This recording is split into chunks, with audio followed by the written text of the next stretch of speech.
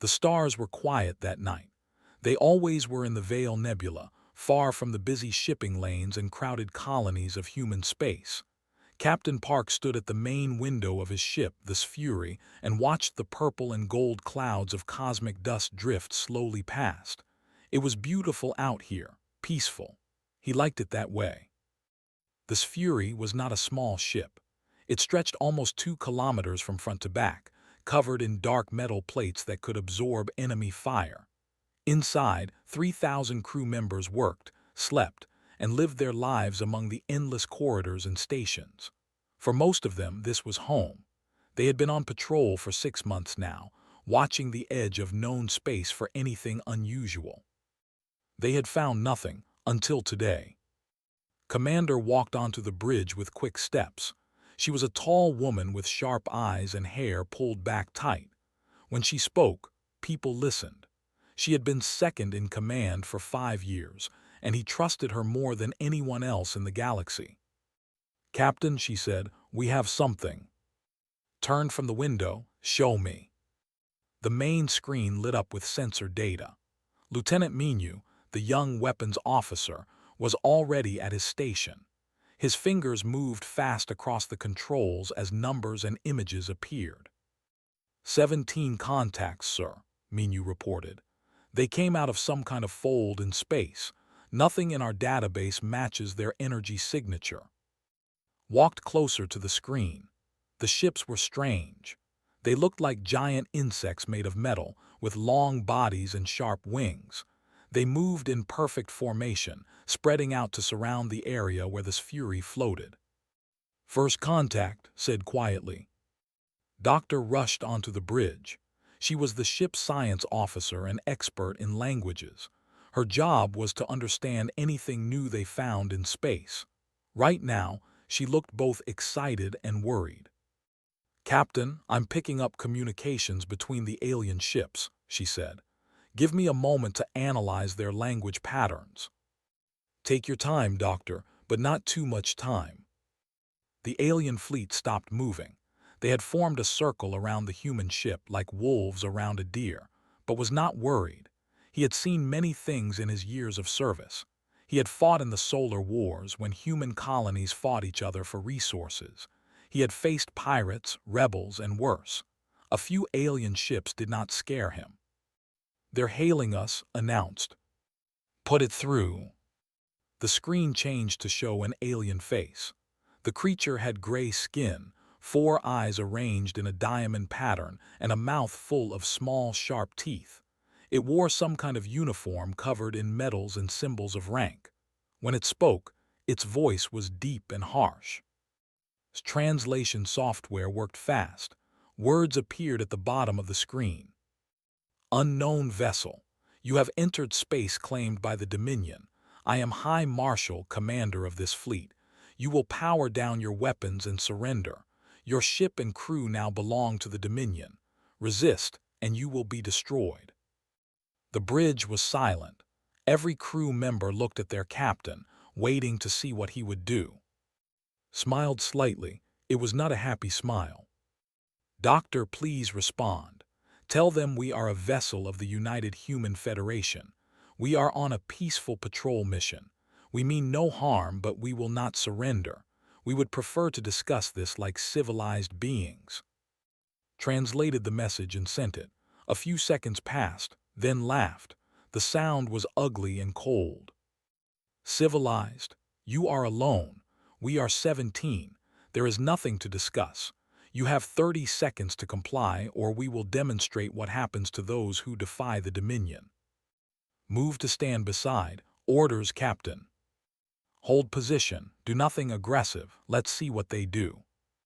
"Sir, with respect, they have us surrounded." "Yes, agreed. They think that matters." The 30 seconds passed. On the screen, made a gesture with one of his 4 arms. His ships began to glow with energy. "They're charging weapons," Minu reported. His voice was steady, but could see his hands were tight on the controls. "Shields to maximum," ordered calmly. "All hands brace for impact." The alien ships fired. Bright blue plasma bolts shot across space like angry stars. They struck this fury from all directions at once. The impacts lit up the darkness, creating a ball of fire around the human ship. The crew held onto their stations as the ship shook. Alarms beeped, lights flickered. Then it stopped. Minyu stared at his screen. He blinked several times as if he did not believe what he was seeing. "Damage report," demanded. "No damage," Minyu said slowly. "Shield integrity at 98%, hull untouched." On the main screen's face had changed. The confidence was gone. In its place was something new, confusion, and the first small seed of fear. "That's not possible," the alien said, though he did not know the humans could understand him. "Our combined fire should destroy a small moon. How is that ship still there?" Watched the alien commander struggle with what had just happened. He felt no joy in this, only a tired kind of sadness. He had hoped, for just a moment, that this first meeting with aliens might be different, that maybe they would want to talk, to trade, to learn about each other. But the universe, it seemed, was the same everywhere. The strong tried to take from the weak. The powerful demanded surrender. It was the oldest story in existence. The difference was simple. The thought they were the strong ones. They were wrong. Doctors said, "Open a channel." "Channel open, sir." Straightened his uniform and faced the screen. When he spoke, his voice was calm and clear. "High Marshal, I am Captain Park of the United Human Federation warships Fury. You have fired upon my vessel without cause. Under our law, this gives me the right to respond with force. But I am not going to do that. Not yet, because I want you to understand something." He paused, letting his words sink in. "You have just used your best weapons against us. You hit us with everything you had, and nothing happened. Think about what that means. Think very carefully, because what happens next is your choice, not mine." Stared at the screen. His 4 eyes were wide. For the first time in his long career of conquest, he did not know what to say. Behind him, his crew whispered to each other in worried voices. Their sensors were showing them something impossible. The human ship's power readings had not changed during the attack, not even a little bit. It was as if the combined firepower of 17 warships meant nothing at all. The stars were still quiet in the Veil Nebula, but something had changed, something important. Humanity had just announced itself to the galaxy. And the galaxy was not ready. High Marshal had conquered 47 worlds. He had crushed rebellions, burned cities, and made entire species kneel before the might of the Dominion. In 300 years of military service, he had never lost a battle. He had never even come close to losing. Now he stood on the bridge of his flagship, the Dominion's pride, and felt something he had not felt since he was a child. Doubt. "Run the sensor readings again," he ordered. His crew obeyed. The results came back the same. The human ship sat in the middle of their formation, completely undamaged. Its shields had absorbed their combined firepower like it was nothing, like they were children throwing rocks at a mountain. "High Marshal," one of his officers said carefully, "what are your orders?" Did not answer immediately.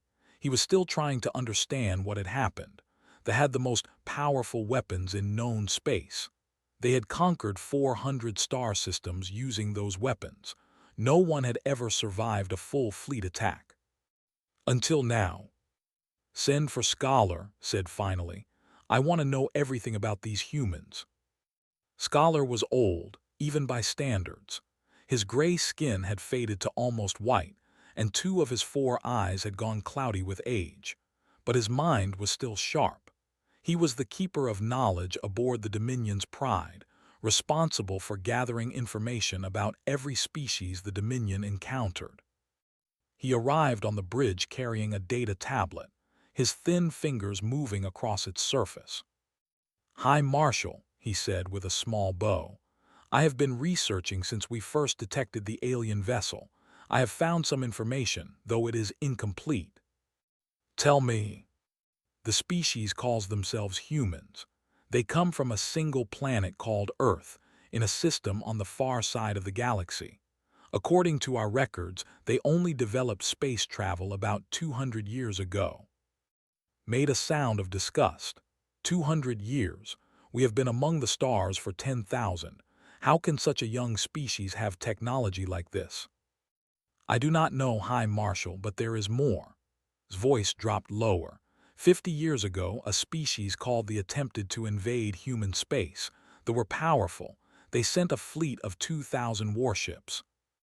And none returned, not one ship, not one survivor, not even a distress signal. Paused. The Empire does not exist anymore. Some say the humans destroyed it completely. Others say they destroyed themselves in fear after seeing what the humans could do. Either way, they are gone. The bridge was completely silent. Every officer had stopped working to listen. Felt cold, 2,000 ships, gone, and he had brought only 17. Why was I not told this before we made contact? He demanded. The information was buried in old archives, explained. No one thought it was important. They were far away and the records were unclear.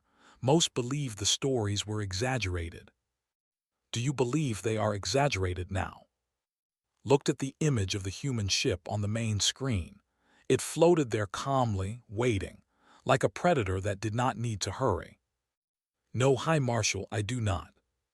Aboard this Fury, Captain had called a meeting of his senior officers.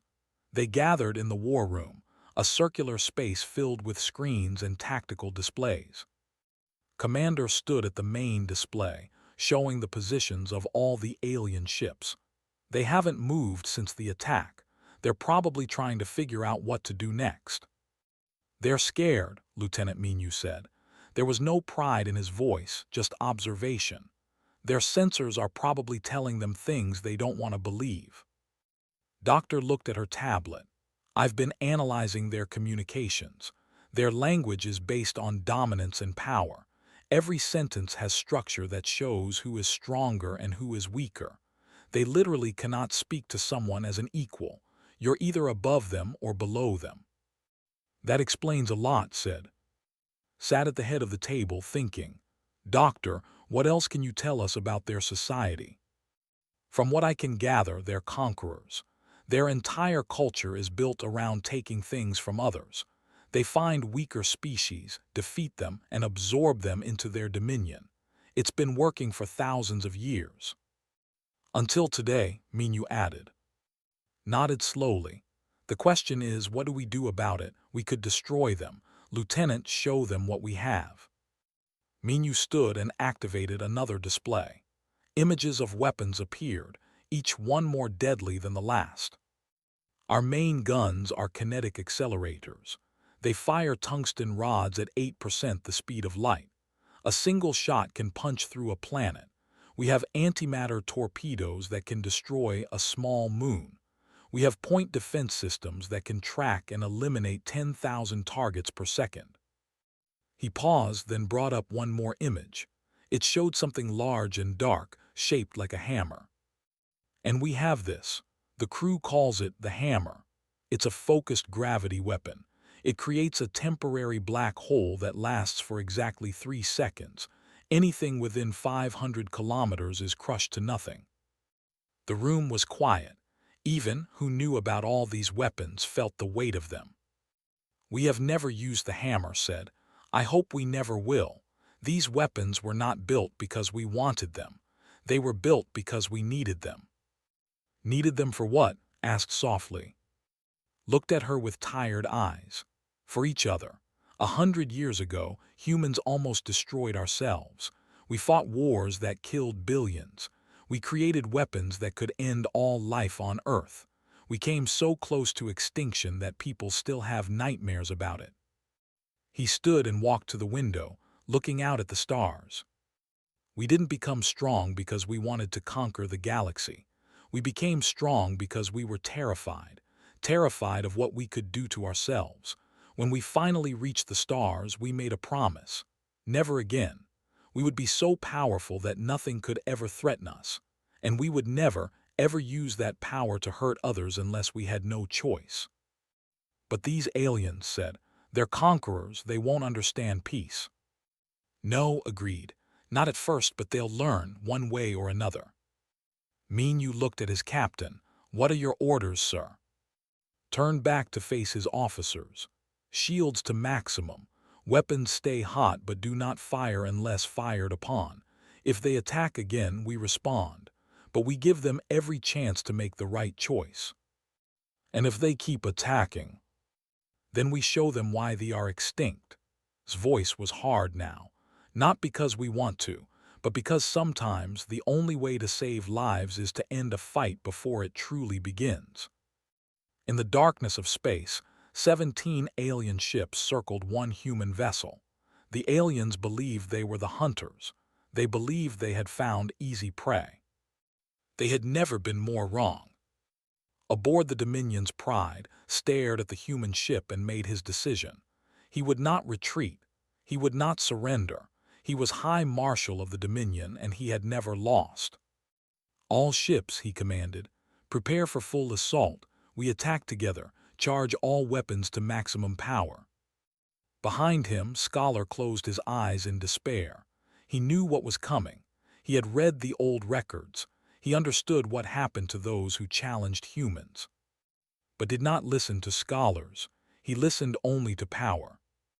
And power had always told him he would win. The fleet began to glow with energy again. This time, they would use everything they had. Every weapon, every system, every bit of power their ships could produce. On the bridge of this fury, alarms began to sound. They're charging weapons again, Minyu reported. All 17 ships, power levels are off the charts. They're going all in. Returned to his chair and sat down calmly. He looked at his crew, at the men and women who trusted him with their lives. So be it, he said quietly. If they want to learn the hard way, we'll teach them. The Battle of the Veil Nebula was about to begin. The fleet attacked with everything they had. 17 warships fired at the same moment, pouring all their power into a single target. The space around this fury turned white with energy. Plasma beams, gravity bombs, particle cannons, and weapons that had no human name all struck the lone human vessel at once. It was enough firepower to crack a moon, enough to burn a small planet. In the long history of the Dominion, no ship had ever survived such an attack. Not one, ever. The crew aboard this fury felt their ship shake. The lights flickered. Warning sounds filled the air. For 3 long seconds, no one could see anything through the wall of fire that surrounded them. Then the attack ended. The had used everything. Lieutenant Minyu looked at his screens. His hands were steady, but his heart was beating fast. Damage report, Commander called out. Shield integrity at 91%, Minyu answered. Hull damage, 0, all systems operational. The bridge was quiet for a moment. Then someone laughed. It was a short, nervous laugh, but it broke the tension. 91%, repeated. She almost smiled. They threw everything at us and we lost 9%. Captain did not smile. He stood up from his chair and looked at the main screen. The ships were still there, surrounding them. But even from this distance, he could sense their confusion, their fear. Open a channel, he ordered. The screen switched to show High Marshal. The alien commander looked different now. His 4 eyes were wide, and his gray skin had gone pale. His mouth opened and closed, but no words came out. High Marshal said calmly, "You have fired upon my ship twice now. You have used your most powerful weapons, and still here we are, undamaged, unchanged." He paused, letting the words sink in. "I did not want this. I came here in peace. I offered to talk. You chose violence instead, and now you will see what happens when humans stop being patient." Turned to his crew. "Lieutenant Minyu, activate Fortress Protocol." Minyu nodded and pressed a series of buttons. All across this fury, things began to change. The ship's dark metal hull started to shift and move. Panels slid apart. Hidden sections opened up. Weapon ports that had been invisible before now appeared along the entire length of the vessel. The human ship transformed before the eyes. Where there had been a large but simple warship, there was now something terrifying.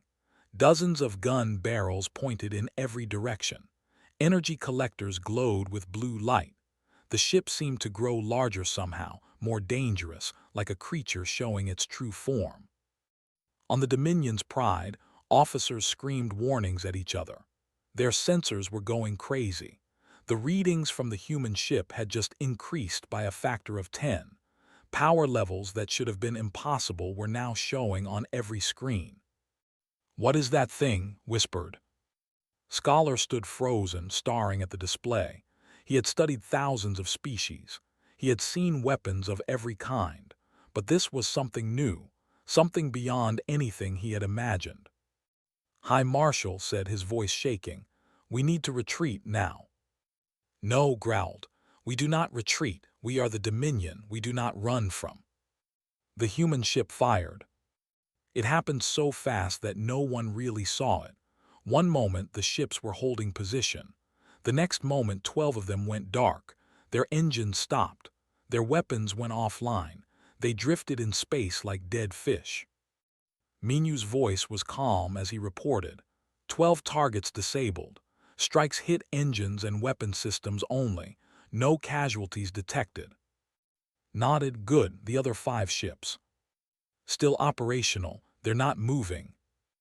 Aboard the Dominion's Pride, chaos had taken over. Officers shouted reports that made no sense. 12 ships had been disabled in less than 5 seconds. 5 seconds. The human weapons had struck with perfect accuracy, destroying only what they needed to destroy, nothing more. His hands shook as he gripped his command chair. He was not just afraid now. He was terrified, but worse than the fear was the understanding that came with it. The humans had not killed anyone. They had hit 12 ships, disabled them completely, and done it without taking a single life. That was not the action of a desperate enemy fighting for survival. That was control. That was power so absolute that killing was unnecessary. The humans could have destroyed the entire fleet in those 5 seconds. They chose not to. "High Marshal," Scholar said urgently, "do you understand now? They are not fighting us. They are showing us mercy. They could end this battle any time they want. We are alive only because they allow it." Wanted to argue.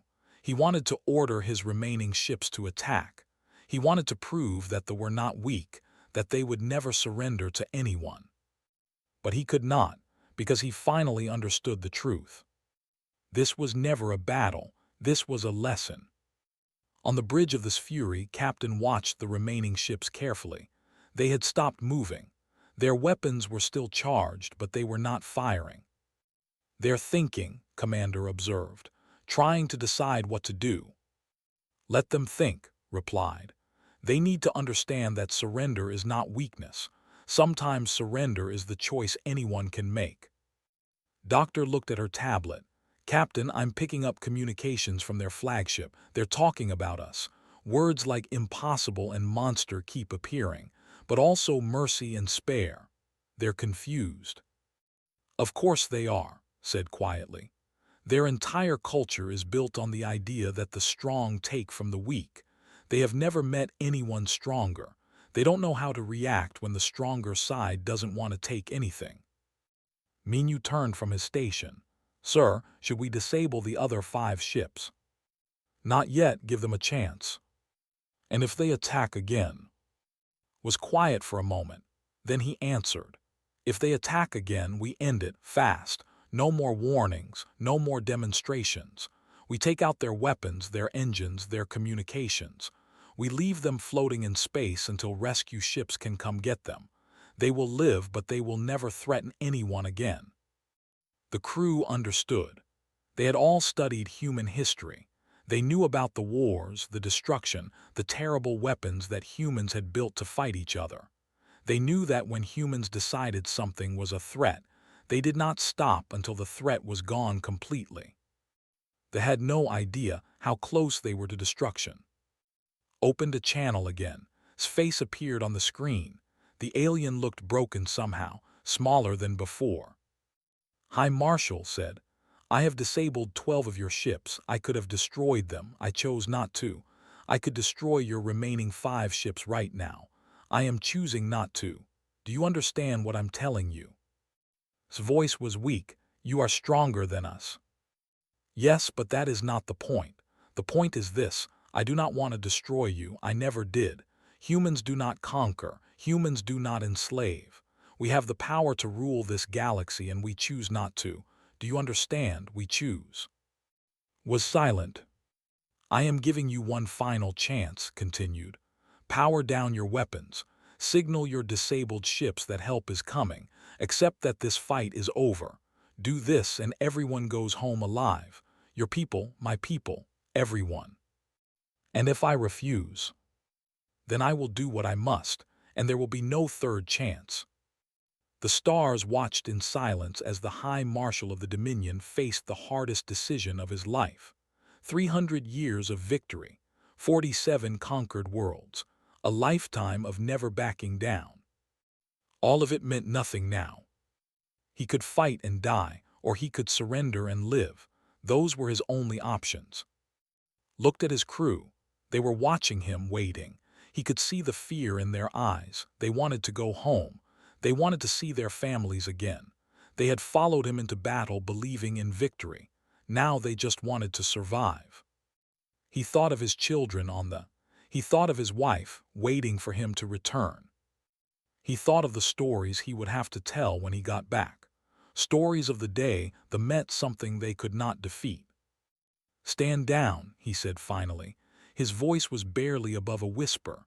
All ships power down weapons. This battle is over. On the bridge of this fury, Minu reported the change in status. They're powering down. All weapons going offline. They're surrendering. Commander let out a long breath. We did it. No, Captain said softly. He looked out at the stars, at the fleet of alien ships that now drifted peacefully in space.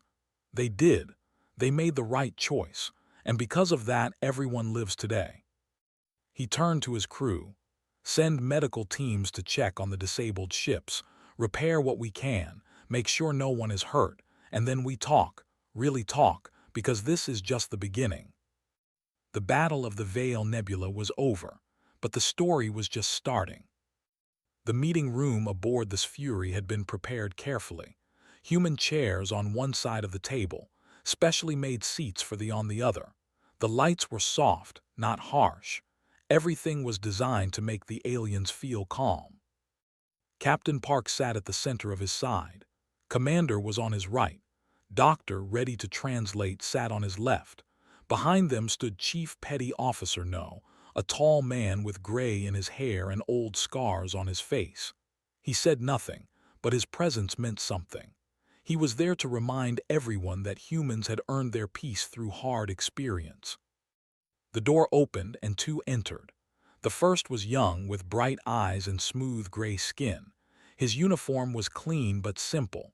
This was Sub-Commander, sent by High Marshal to negotiate because himself was too proud to come. The second was Scholar, the old keeper of knowledge, who had convinced that this meeting was necessary. Looked around the room with curiosity, looked around with fear. Please, said, gesturing to the chairs, sit. The translation device turned everything into their language smoothly. I am Captain Park, the human began. Thank you for coming. I hope we can understand each other better after today. Straightened in his chair. He was trying hard to look confident, but his hands were not steady. I am here to represent High Marshal and the Dominion. We accept that this battle is lost, but we wish to understand how. Our weapons should have destroyed your ship easily. Instead, we could do nothing.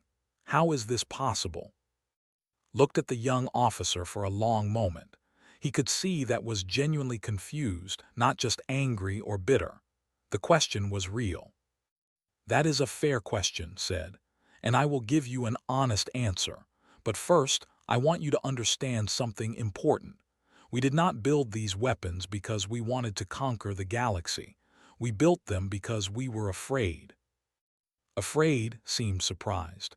Afraid of what? You are the most powerful beings we have ever met. We were afraid of ourselves.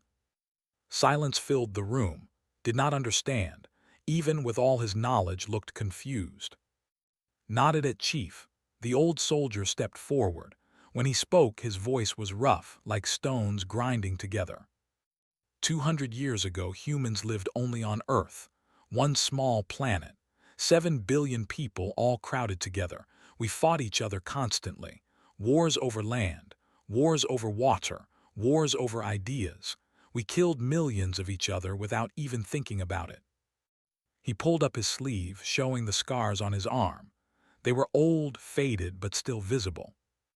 These are from something called the Pacific War. It happened before I was born, but my grandfather was there. He told me stories. Humans developed weapons that could destroy entire cities in a single second. We called them nuclear bombs.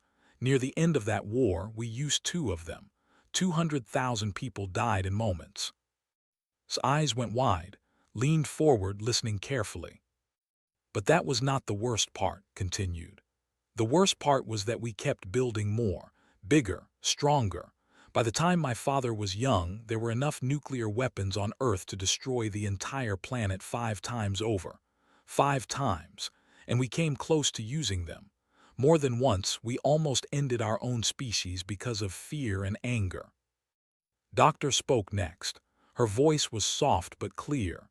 This is not ancient history for us. This is who we are. We carry the memory of what we almost did to ourselves. Every human child learns about the Great Darkness, the time when we nearly became extinct by our own hands. Took over again. When we finally learned to live in peace with each other, we looked up at the stars and wondered what was out there. Were there other species? Were they friendly? Were they dangerous? We did not know, so we made a decision. We would be ready for anything. He pressed a button on the table. Images appeared in the air above them showing human ships, but not just any ships. These were massive, each one the size of a small moon. They floated in the darkness between stars, silent and waiting.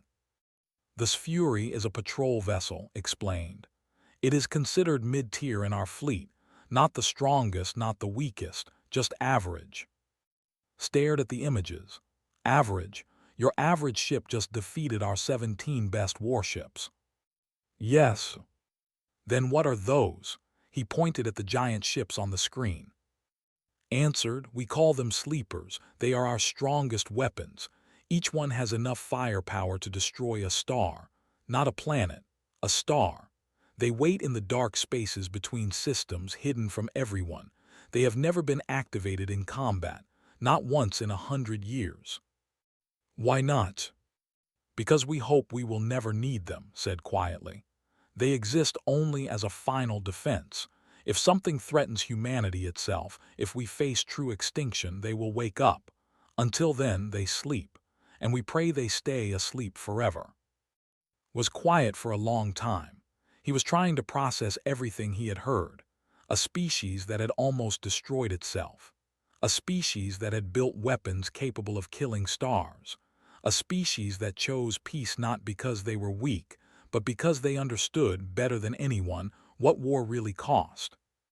I do not understand, finally said. You have all this power, you could rule the galaxy. Why do you not use it? Smiled sadly. It was the question he had expected, the question all conquerors asked. Because we remember, he answered. We remember the cities burned by nuclear fire. We remember the children who died in wars they did not start. We remember the dead generations who never got to see the stars because they killed each other over small pieces of land. That memory is our greatest weapon and our heaviest burden. Spoke for the first time. His old voice was thoughtful. You carry shame. That is what I hear in your words. You are ashamed of what you were. Yes, agreed. And that shame drives us. We will not become what we were. We will not spread death across the galaxy. We learned our lesson. We paid for it in blood and tears, and now we choose a different path. Chief stepped forward again. They did not understand this. 50 years ago, they attacked human colonies. They thought we were weak because we had not conquered anyone. They thought our peaceful nature was softness. What happened to them? Asked, though he already knew part of the answer. They do not exist anymore, said simply. We did not want to destroy them. We tried to negotiate. We offered peace. They refused. They kept attacking. They killed innocent people, so we did what we had to do, and when it was over we felt no victory, only sadness, because we had become for a moment what we had promised never to be again. The room was very quiet now. Looked at the humans with new eyes. He had come here expecting to meet monsters, creatures of pure destruction who enjoyed killing. Instead, he found something different, something sadder and stranger. He found beings who hated their own strength, who wished they had never needed to be so powerful, who carried the weight of their past like chains they could never remove. "What do you want from us?" asked finally. "What do you demand in return for not destroying our fleet?" Leaned back in his chair. "We want nothing." "Nothing." "Nothing. We will repair your ships. We will send you home. We will not conquer your worlds or enslave your people. All we ask is that you tell your leaders what you learned today. Tell them that humans are not their enemy. Tell them we want peace. Tell them that if they need help, they can ask us. And tell them that if they ever threaten us again, we will finish what we start." And exchanged looks. They had expected demands, territory, resources, power. That was how the universe worked. The strong took from the weak. But these humans wanted nothing except to be left alone, and to be remembered as something other than destroyers. "I will tell them," said slowly. "I do not know if they will believe me, but I will tell them." Stood and extended his hand. This was a human gesture of friendship, one that they did not know, but understood somehow. He stood too and reached out his own hand. Their grips met. Two species, once enemies, now connected by something fragile, understanding, or at least the beginning of it. "Thank you," said. "That is all we ask, just a chance to be understood." Outside the window, the stars continued to shine. They had watched countless wars, countless extinctions, countless empires rise and fall. But this moment was different. This was not about conquest or destruction. This was about hope. And hope, as humans had learned, was the most powerful force in the universe. High Marshal sat alone in his private room aboard the Dominion's Pride. The lights were dim. The door was locked. He had not eaten in hours, but he felt no hunger. He had not slept, but he felt no tiredness. He felt only one thing: defeat. 300 years. That was how long he had served the Dominion. He had risen from a simple soldier to the highest rank in the military. He had conquered worlds that seemed unconquerable. He had crushed enemies that seemed unstoppable. His name was spoken with fear across 400 star systems. And now, in one afternoon, everything had changed. The door chimed, did not answer at first, then it chimed again. "Enter," he said finally. Subcommander walked in, followed by Scholar. Both of them looked different than before, not afraid anymore, something else, something could not quite identify. "What did you learn?" asked. His voice was flat, empty. Stood straight. "I learned that we were wrong about everything." Raised his head. "Wrong. The humans are not what we thought. They are not just powerful. They are different. Their entire way of thinking is different from ours." Told everything. The meeting room, Captain, the history of humanity, the nuclear weapons, the near extinction, the sleeper ships floating in the darkness between stars. Every word felt like a weight being added to shoulders. When finished, the room was silent. Stepped forward. His old eyes were bright with the excitement of discovery, even in this dark moment. "High Marshal, I have analyzed all available data. The humans are approximately 300 years ahead of us in weapons technology, perhaps more. Their shields use principles we do not understand. Their weapons operate at speeds we cannot match. And most importantly, their restraint suggests they could have done much worse." "I know," said quietly. "I saw what they did to our ships. They crippled 12 vessels in 5 seconds, perfect shots, no deaths. They were not trying to win a battle. They were showing us that they did not need to try. Yes, agreed. They could have destroyed us at any moment. They chose not to. That tells us something important about who they are. Closed his 4 eyes. He thought about his life, about the wars he had fought, about the planets he had conquered, about the species he had crushed without a second thought. All of it had been based on one simple idea: the strong rule the weak. That was the natural order. That was how the universe worked. They were strong, so they ruled. Other species were weak, so they served. It was not cruel, it was just reality. But now he had met a species that was stronger, much stronger, and they did not want to rule. They did not want to conquer. They just wanted to be left alone. I do not understand them, admitted. I have spent my whole life understanding power, how to get it, how to use it, how to keep it. These humans have more power than anyone in the galaxy, and they do not use it. That is what makes them dangerous, said softly, and also what makes them safe. What do you mean? The old scholar sat down heavily. His bones ached, and his mind was tired from everything he had learned. Think about it, High Marshal. A species that wants to conquer will never stop. They will always want more. More worlds, more resources, more power. You can never truly make peace with such a species because their nature is to take. Nodded, he understood this well. It was the way. But the humans do not want to conquer. They said so, and their actions prove it. They could have killed us all, but they chose mercy. They could have demanded tribute, but they asked for nothing. A species like that can be trusted, because if they do not want to take from you, they have no reason to betray you. Was silent for a long time. He was thinking about something he had never considered before. What if the natural order was wrong? What if the strong ruling the weak was not the only way? There is more, added. The human captain gave me a message for you personally. What message? He said, tell your High Marshal that I hold no hate for him. He did what his culture taught him to do. I cannot blame him for that. But now he has a choice. He can hold on to the old ways and watch his people fall behind, or he can embrace something new and help his people grow. The choice is his. I hope he chooses wisely. Felt something strange in his chest. It took him a moment to identify it.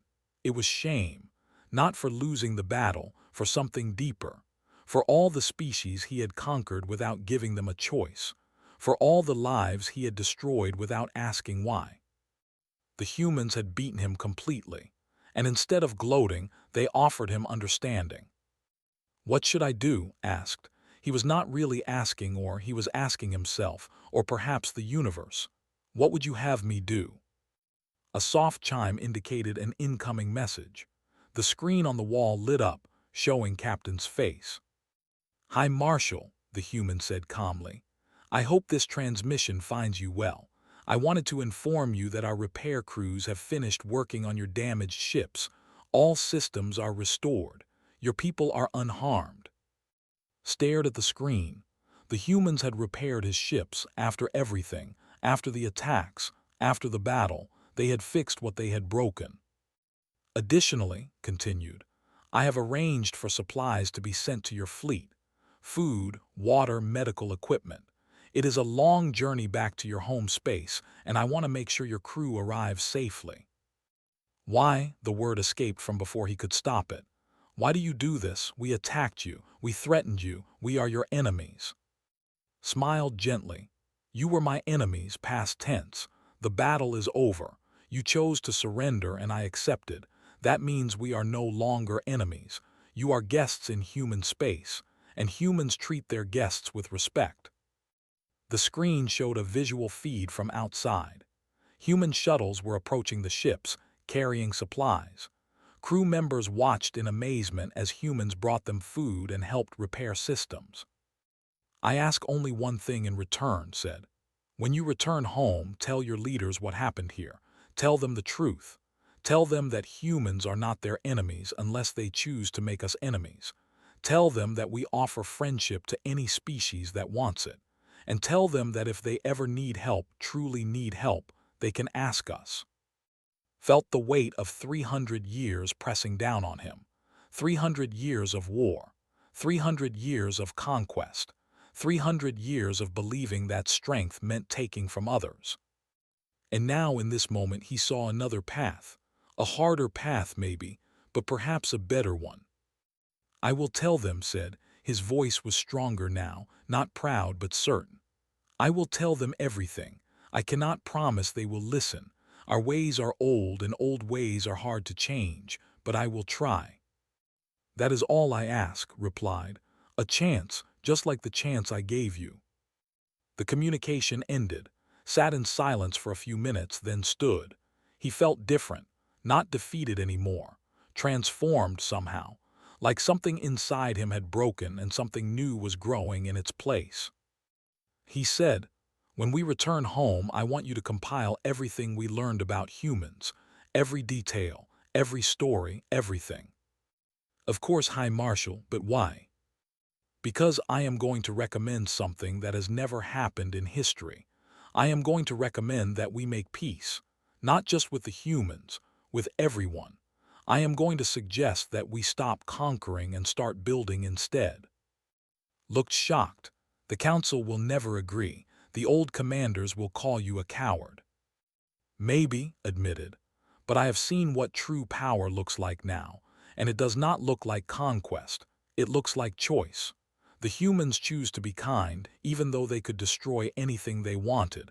That takes more strength than any weapon. He walked to the window and looked out at the stars. The human ship was visible in the distance, dark and powerful and patient. I was the strongest commander in the Dominion, said quietly. But today I met beings who are stronger in ways I never imagined, not because of their weapons, because of their hearts. And stood beside him, watching the stars. What happens now? Asked. Now, answered, we go home and we start again. The fleet began to move. One by one, the ships turned toward their home space. They were not leaving as conquerors. They were leaving as students, carrying lessons that would change their entire civilization. Aboard this Fury, Captain watched them go. Commander stood beside him. Do you think they will really change? She asked. Some of them will, some of them will not. That is the nature of growth. Paused. But even if only a few of them truly understand, that is a victory, because change does not happen all at once. It spreads slowly from person to person, like light spreading through darkness. That's very poetic, sir. Smiled slightly. I read it somewhere, I forget where. The ships jumped to faster-than-light speed and disappeared. The battle was over. The story, however, was just beginning. And somewhere in the dark between stars, the sleeper ships continued to wait, silent, patient, hoping they would never need to wake.